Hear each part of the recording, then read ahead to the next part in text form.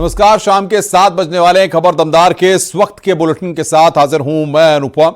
हापुड़ में अज्ञात कारणों से छप्पर में भीषण आग लग गई, जिसके चलते अंदर रखा हजारों रुपए का सामान जलकर खाक हो गया। देहात थाना क्षेत्र में सूचना पाने के बाद दमकल विभाग की टीम मौके पर पहुंची और कड़ी मशक्कत के बाद आग पर काबू पाया गया है। आग लगने का कारण अभी तक स्पष्ट नहीं हो पाया है। शुरुआती जांच में शॉर्ट सर्किट से आग लगने की आशंका जताई जा रही है। ये तस्वीरें इस वक्त हम आपको दिखा रहे हैं। आग लगने के कारणों का अब तक पता नहीं चला है।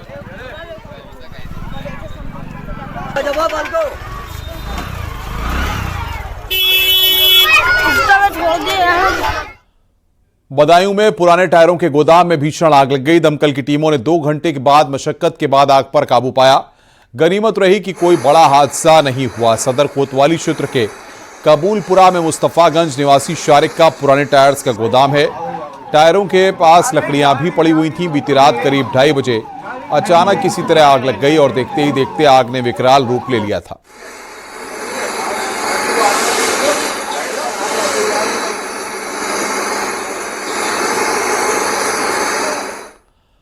भदोई के जोधपुर गांव में कथित मस्जिद और मदरसा के अवैध निर्माण के मामले में मुस्लिम पक्ष खुद ही कार्रवाई कर रहा है।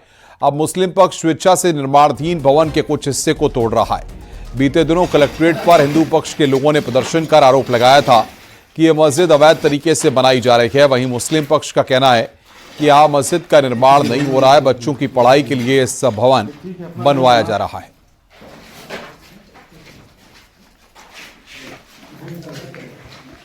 मस्जिद नहीं था, लोगों को शक था कि मस्जिद का स्ट्रक्चर है, तो जब इससे अनुवाद फैल रहा था, लोगों के दिल में दिमाग में भ्रम फैल रहा था, हमारा एकता में भंग हो रहा था, लोग जैसे इस पर इतराज कर रहे थे। हम सोचा कि हमारी एकता बनी रहे, हमारी भाईचारा बनी रहे, अगर किसी को इस बात की तकलीफ है तो उसको हटा देते हैं।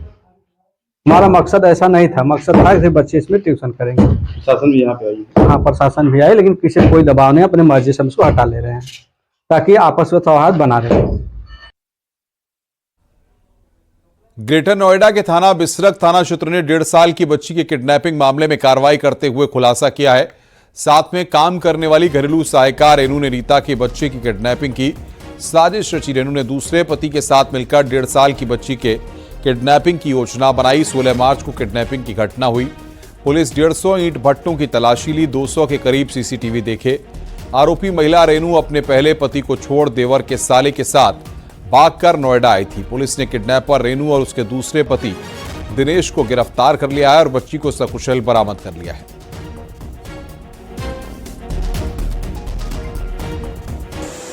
इस पूरी टीम को 25,000 का इनाम घोषित किया गया है। इसमें लगभग 150 से ऊपर ईंट के भट्टे अलग अलग जनपदों में चेक किए गए।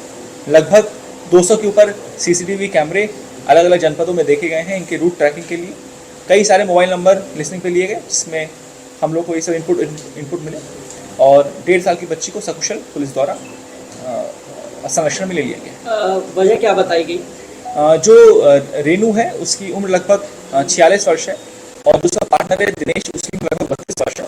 और ये लोग अपने बच्चे कर पाने में क्योंकि समर्थ नहीं थे, तो इसलिए इन लोगों ने इस बच्ची को चुराने का सोचा और उस बच्ची को चुराया। अमरोहा से खबर, एक दर्दनाक सड़क हादसा हो गया। हादसे में बाइक सवार की मौके पर ही मौत हो गई। नेशनल हाईवे 9 पर गांव ख्यालीपुर के पास एक बाइक बिजली के खंभे से टकरा गई। मृतक नगर पंचायत कुंदरकी में बिजली फीडर के पद पर कार्यरत था। सूचना मिलते ही पुलिस मौके पर पहुंची। पुलिस ने शव को गजरौला सीएचसी भेजा, जहां डॉक्टरों ने उन्हें मृत घोषित कर दिया। पुलिस ने शव को पोस्टमार्टम के लिए भेज दिया है।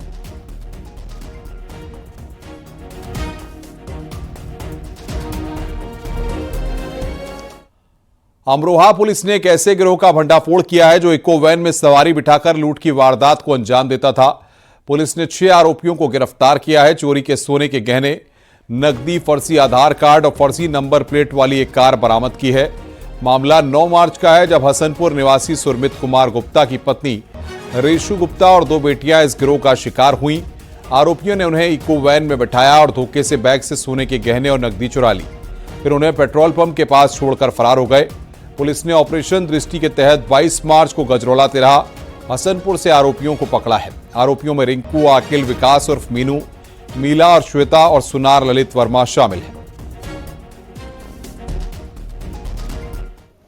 और जो आदमी का ध्यान भटकाने के लिए इसमें महिलाएं और पुरुष उनसे बात करके एंगेज रखते थे और सारा सामान निकालने, कीमती सामान निकालने के बाद वापस गाड़ी सामान उसी सीट के नीचे रख देते थे और इस तरह से घटनाएं खारिज करते थे। गाड़ी का नंबर प्लेट है क्या उसे भी बदला करते थे। अपनी पहचान छुपाने के लिए, इनकी गाड़ी ट्रैक ना हो इसके लिए ये गाड़ी पे फर्जी नंबर प्लेट लगा के भी घूमते थे और घटना करने के बाद ऐसे रूट्स का चूज करते थे जहाँ पे कम आना जाना था और जहाँ पे कैमरों से बच के निकला जा सके। बट इसमें टीम ने हमारी बहुत मेहनत करी और बहुत लंबे दूरी तक इनको ट्रैक किया गया गाड़ियों को और इसका सफल अनावरण किया गया।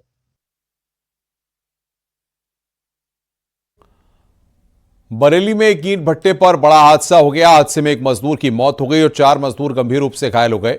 सरकार की ओर से पीड़ितों के लिए मुआवजे की घोषणा की गई। मृतक के परिजनों को 5 लाख रुपए की आर्थिक मदद की घोषणा की गई है। घायलों को भी आर्थिक मदद का ऐलान किया गया है। बता दें कि कच्ची ईंट भरने के दौरान थाना मीरगंज में नेशनल हाईवे के किनारे ईंट भट्टा पर हादसा हो गया था।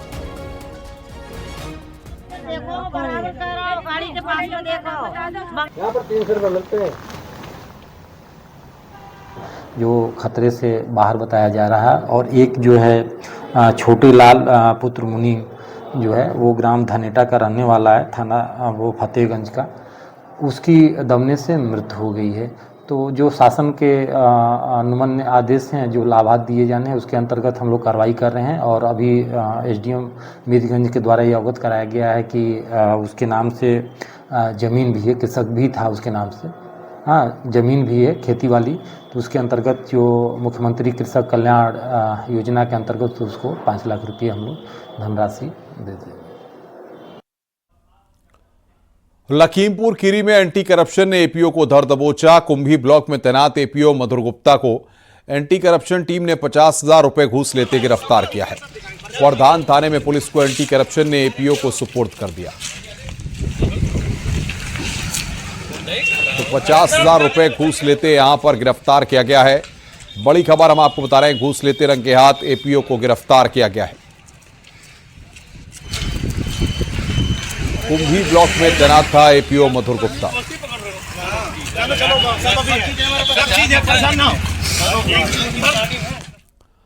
अलीगढ़ पुलिस ने अवैध तमंचा फैक्ट्री पकड़ी है। मौके से दर्जन भर बने हुए अवैध तमंचे और अधबने तमंचे उपकरण बरामद किए गए हैं। मौके से 3 लोगों को गिरफ्तार किया गया है। क्वारसी थाना इलाके के नगला पटवारी का यह पूरा मामला है।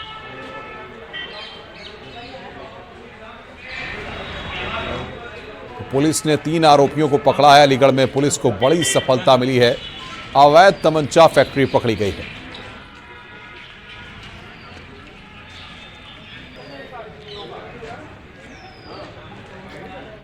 गाजियाबाद के मोदीनगर क्षेत्र में केक में कॉकरोच निकलने का मामला सामने आया, जिसका वीडियो सोशल मीडिया पर वायरल हो रहा है। मोदीनगर में केके नाम की दुकान से केक में कॉकरोच निकला है। दुकान पर पहुंचकर खरीदार ने शिकायत दर्ज कराई है।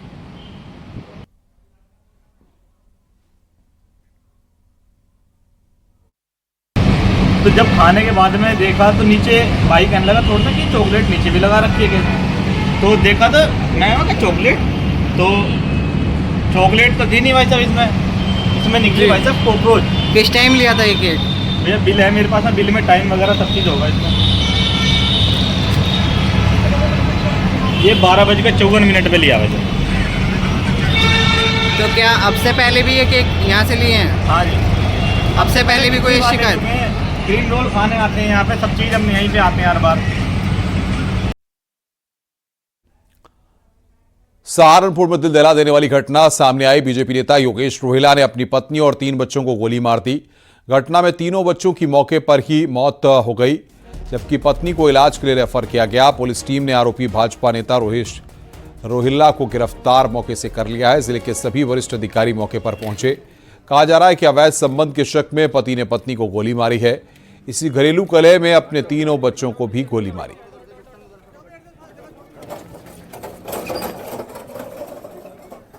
व्यक्ति योगेश रोहिला, इनके द्वारा फ़ोन करके स्वयं सूचना दी गई कि इनके द्वारा अपनी पत्नी और 3 बच्चे, जिसमें कि 2 लड़के और 1 बच्ची थी, वो उसको गोली मार दी गई है। 4 लोगों को, मतलब पत्नी और 3 बच्चों को।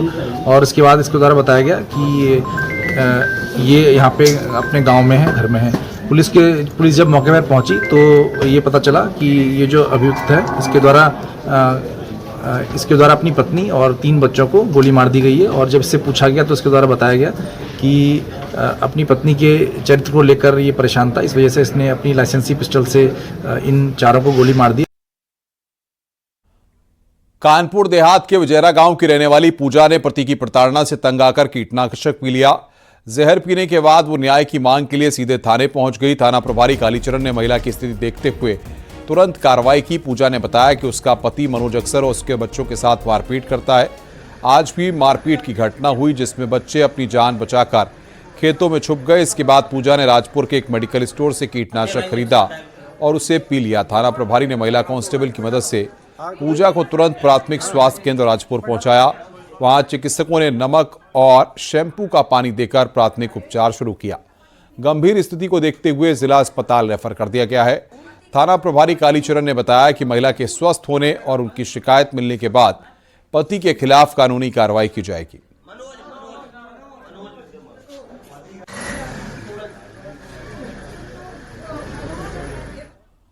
सोनभद्र में रील बनाना युवक को भारी पड़ गया। डिस्चार्ज चैनल के किनारे रील बनाने के दौरान पैर फिसलने से पानी में युवक गिर गया और पानी के तेज बहाव में युवक बह गया। सूचना पर पहुंची पुलिस युवक की तलाश में जुटी है।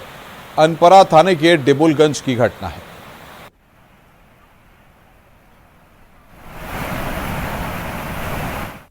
भ्रष्टाचार के आरोपों में घिरे दिल्ली हाईकोर्ट के जस्टिस यशवंत वर्मा की मुश्किलें लगातार बढ़ती जा रही हैं। इलाहाबाद हाईकोर्ट बार एसोसिएशन ने जहां पहले ही उनके इलाहाबाद हाईकोर्ट में तबादले का पुरजोर विरोध किया है, वहीं अब Allahabad high court bar association justice Yashwant Verma के खिलाफ महाअभियोग प्रस्ताव लाए जाने और उन पर लगे आरोपों की जांच सीबीआई या फिर ईडी से कराए जाने की मांग की तैयारी कर रहा है। इसके लिए बार एसोसिएशन ने सोमवार 24 मार्च को लाइब्रेरी हॉल में जनरल बॉडी मीटिंग बुलाई है। आर्टिकल 124 संविधान में दी हुई है, उसके नियम कानून बने हुए हैं। मोटा मोटा ये है कि प्रूव्ड मिसकंडक्ट के बेसिस पर एक प्रपोजल आता है, लोकसभा में उस पर एड्रेस होता है, supported by at least 50% of the total members and 3/4 of the present and voting. Thereafter ये एड्रेस होने के बाद ये वहां से पास होकर फिर जाता है प्रेसिडेंट के पास, प्रेसिडेंट उसे रिमूवल का ऑर्डर पास करता है। सर, आप तो सीनियर एडवोकेट हैं, कानून को बारीकी से समझते हैं। जो ये ताजा मामला जस्टिस यशवंत वर्मा का है, क्या इसमें अभी तक मिसकंडक्ट प्रूव हुआ है? क्योंकि अभी ये इन्वेस्टिगेशन जो है इन प्रोसेस है। नहीं, प्रूव नहीं हुआ है, प्रूव नहीं। तो ऐसे में क्या महाभियोग इनके खिलाफ लाया जा सकता है? प्रूव होने के बाद लाना ही उचित होता है। उत्तर प्रदेश को टेक्सटाइल का हब बनाने के प्रयास तेज कर दिए गए हैं। योगी सरकार की तरफ से प्रदेश में स्थापित किए जाने वाले नए टेक्सटाइल पार्कों में निवेश के लिए ताज होटल में इन्वेस्टर्स समिट का आयोजन किया गया। मुख्यमंत्री योगी आदित्यनाथ ने समिट का उद्घाटन किया। अपने संबोधन में सीएम योगी ने कहा कि यूपी टेक्सटाइल के हब के रूप में स्थापित हो सकता है। सरकार ने निवेशकों के लिए प्रदेश में बेहतर सुविधाएं उपलब्ध करा रखी हैं। श्री जयपुरिया जी के टेक्सटाइल क्षेत्र अब सकारात्मक माहौल पिछले 8 वर्ष के अंदर हम लोगों ने तैयार किया और सकारात्मक माहौल हर प्रकार से जो भी होगा पॉलिसी के अंदर होगा, पॉलिसी के दायरे में होकर होगा। इसके लिए 33 सेक्टोरियल पॉलिसीज के साथ उत्तर प्रदेश देश का पहला राज्य है जिसके पास इतनी पॉलिसीज हैं अलग अलग सेक्टर से जुड़ी हुई। इन्वेस्टर की सुविधा के लिए हम लोगों ने यहां पर सिंगल विंडो को प्रभावी ढंग से लागू किया है और देश का सबसे बड़ा सिंगल विंडो का प्लेटफॉर्म निवेश मित्र के नाम पर उत्तर प्रदेश में है, जिसके माध्यम से हम 500 से अधिक क्लियरेंस एक प्लेटफॉर्म पर उपलब्ध करवाने का कार्य कर रहे हैं। एमओयू मॉनिटरिंग के लिए भी निवेश सारथी का उपयोग करते हुए हम इस प्रक्रिया को आगे बढ़ा रहे हैं। डिप्टी सीएम केशव प्रसाद मौर्य ने एक बार फिर कांग्रेस पर निशाना साधा। तेलंगाना की कांग्रेस सरकार पर ओबीसी का हक छीनने का गंभीर आरोप लगाया। साथ ही समाजवादी पार्टी पर भी निशाना साधा। केशव प्रसाद मौर्य जी हमारे साथ में हैं। सर, कर्नाटक में मुस्लिमों को आरक्षण दिया गया, उस पर भाजपा ने विरोध किया, विधायक भी आपके निलंबित कर दिए। मुस्लिमों को आरक्षण नहीं, ओबीसी के हिस्से पर कांग्रेस की सरकार ने श्री राहुल गांधी के इशारे पर डाका डाला है। संविधान ने इसकी अनुमति नहीं दिया है कि धर्म के आधार पर कोई भी आरक्षण, चाहे नौकरी हो, चाहे शैक्षणिक हो, चाहे ठेकेदारी हो, किसी भी प्रकार का आरक्षण नहीं दिया जा सकता है। समाजवादी पार्टी ने डिप्टी सीएम केशव प्रसाद मौर्य पर पलटवार किया। पार्टी ने पूछा कि सबसे पहले ये बताएं कि जिन जिन राज्यों में उनकी सरकार है, क्या उन्होंने 28% ओबीसी का कोटा दिया? पिछले 8 साल के कार्यकाल में उन्होंने ओबीसी वर्ग के आरक्षण के लिए क्या क्या कदम उठाए? इस तरीके से केशव प्रसाद मौर्य का ये बयान है कि समाजवादी पार्टी और कांग्रेस बैकवर्ड्स दलित का आरक्षण और उनके अधिकार खा रहे हैं, तो मैं सीधा सवाल उनसे पूछता हूँ, कितने बीजेपी शासित राज्यों में बीजेपी ने पिछड़ों का जो आरक्षण 14% है उसको बढ़ाकर 28% किया है? हवाई बातें करना। वैसे आप फर्जी उप मुख्यमंत्री के रूप में अपनी प्राथमिकता दर्ज करा चुके हैं। आपने अपने इतने 8 साल के कार्यकाल में उप मुख्यमंत्री रहते हुए अब तक पिछड़ों को ना तो कोई अधिकार दिया, ना उनके हक की लड़ाई लड़ी। चंदौली में संवैधानिक अधिकार रथ यात्रा लेकर पहुंचे संजय निषाद ने मुसलमानों के बहाने कांग्रेस पर निशाना साधा है। मुसलमानों की हालत सबसे खराब बताते हुए कांग्रेस पर निशाना साधा। कहा है कि जालीदार टोपी वाले जब तक कांग्रेस और दूसरों को उठाते रहेंगे झंडा, तब तक पीठ पर खाते रहेंगे डंडा। मुसलमान भाई बेचारे जालीदार टोपी वाले हैं, सबसे दशा खराब उनकी है। ये जालीदार टोपी वाले जब तक ये कांग्रेस और दूसरे का उठाते रहेंगे झंडा, तब तक ये पीठ पर खाते रहेंगे बेचारे डंडा, तब तक बनते रहेंगे अंधा। इनके बच्चों के भविष्य का लूट कर चलता रहेगा धंधा। हमारी सरकार चाहती है मुसलमान का बेटा का डॉक्टर इंजीनियर बने। बलिया में समाजवादी पार्टी के सांसद रमाशंकर विद्यार्थी ने साध्वी सन्यासियों पर बड़ा बयान दिया है। सपा सरकार बनने पर सन्यासी और साधुओं की संपत्ति की जांच कराने की बात कही है।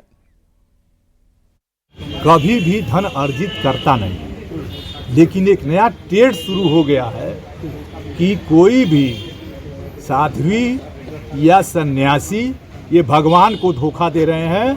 कहते हैं कि हम भगवान के एकदम नजदीक वाले पुजारी हैं, लेकिन अकूत संपत्ति खड़ा करने में लगे हुए हैं। सरकार बनेगी तो जांच भी होगी, सर कराएंगे, अवश्य जांच कराएंगे। हमारे नेता अखिलेश यादव निश्चित जांच कराएंगे। समाजवादी पार्टी के सांसद रामजीलाल सुमन ने राज्यसभा में विवादित बयान दिया। उन्होंने राणा सांगा को लेकर अभद्र शब्दों का इस्तेमाल किया कि बाबर का डीएनए मुसलमान में है। हिंदुस्तान का मुसलमान तो बाबर को अपना आदर्श मानता नहीं है, वो तो मोहम्मद साहब को अपना आदर्श मानता है, सूफी संतों की परंपरा को अपना आदर्श मानता है। लेकिन सभापति महोदय, मैं जानना चाहूंगा कि बाबर को लाया कौन? बाबर को इब्राहिम लोदी को हराने के लिए राणा सांगा लाया था। तो मुसलमान तो बाबर की औलाद हैं और तुम गद्दार राणा सांगा की औलाद हो, ये हिंदुस्तान में तय हो जाना चाहिए। अगर बाबर की तो आलोचना करते हैं, राणा सांगा की आलोचना नहीं करते।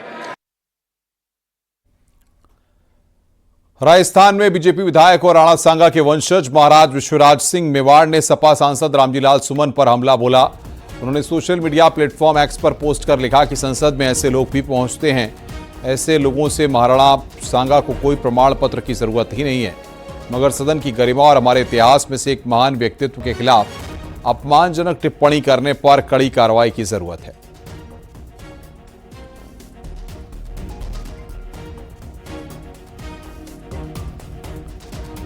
बीजेपी सांसद मनोज तिवारी ने समाजवादी पार्टी के सांसद रामजीलाल सुमन के राणा सांगा पर दिए विवादित बयान की निंदा की है।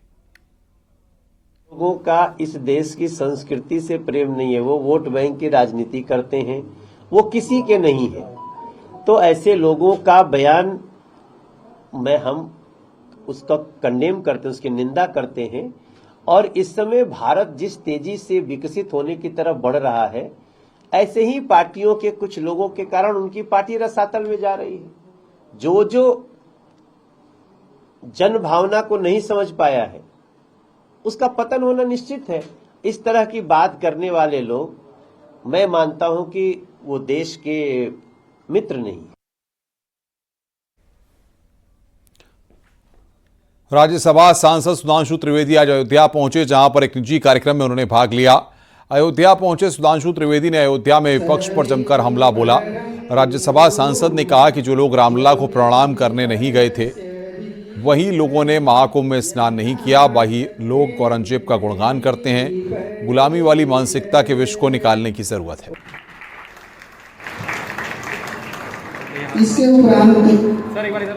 देखिए, आज अयोध्या में श्री अरविंदो सोसाइटी के द्वारा महर्षि अरविंद भारत, सनातन धर्म और भगवान राम के विषय के ऊपर एक विचार गोष्ठी थी, जिसमें आने का मुझे अवसर प्राप्त हुआ। श्री अरविंदो, जिन्हें हम लोग महर्षि अरविंद भी कहते हैं, जिन्होंने भारत के बारे में जो एक विराट दृष्टिकोण रखा था और बहुत युग दृष्टा ऋषि के रूप में जो उन्होंने पहले से देखा था, आज वो चीज़ें यथार्थ रूप में फलीभूत होती नजर आ रही हैं। झांसी में रेलवे स्टेशन पर बड़ा हादसा होने से टल गया। महारानी लक्ष्मीबाई रेलवे स्टेशन पर एक यात्री ट्रेन और प्लेटफॉर्म के बीच में बनी जगह से फिसलकर रेलवे ट्रैक पर गिर गया।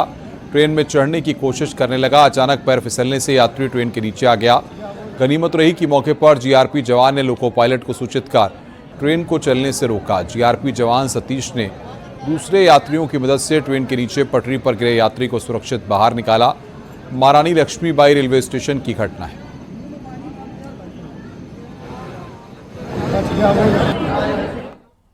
मथुरा में दिल्ली आगरा हाईवे पर कंटेनर पलटने से हाईवे पर लंबा जाम लग गया। हादसे के बाद मौके से कंटेनर ड्राइवर फरार हो गया। सूचना पर पहुंची पुलिस ने क्रेन के जरिए कंटेनर को सड़क से हटवाया, जिसके बाद हाईवे पर ट्रैफिक सुचारू रूप से चल पाया। थाना कोतवाली के कृष्णनगर चौकी क्षेत्र के बसेरा के पास की एक घटना है।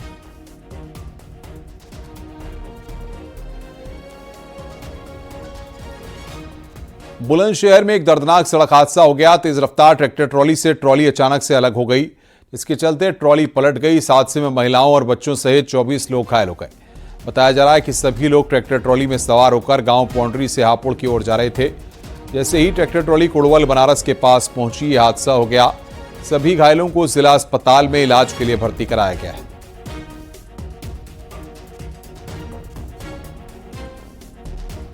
कुछ महिलाएं ट्रैक्टर ट्रॉली में हापुड़ अपनी रिश्तेदारी में जा रही थी। कुडवल क्षेत्र के पास ट्रैक्टर और ट्रॉली को कनेक्ट करने वाला हिच वो टूट गया, तो ट्रॉली ट्रैक्टर से अलग हो गई। उसी के चलते कुछ महिलाओं को चोट लगी है। अभी कोई भी ऐसी गंभीर किसी भी महिला को चोट नहीं लगी है और इस मामले में आगे उचित कार्रवाई की जा रही है। सर, हादसे में लगभग कितने लोग घायल होंगे? इसमें लगभग 15 से 20 महिलाएं थी और सभी को थोड़ी बहुत चोट लगी।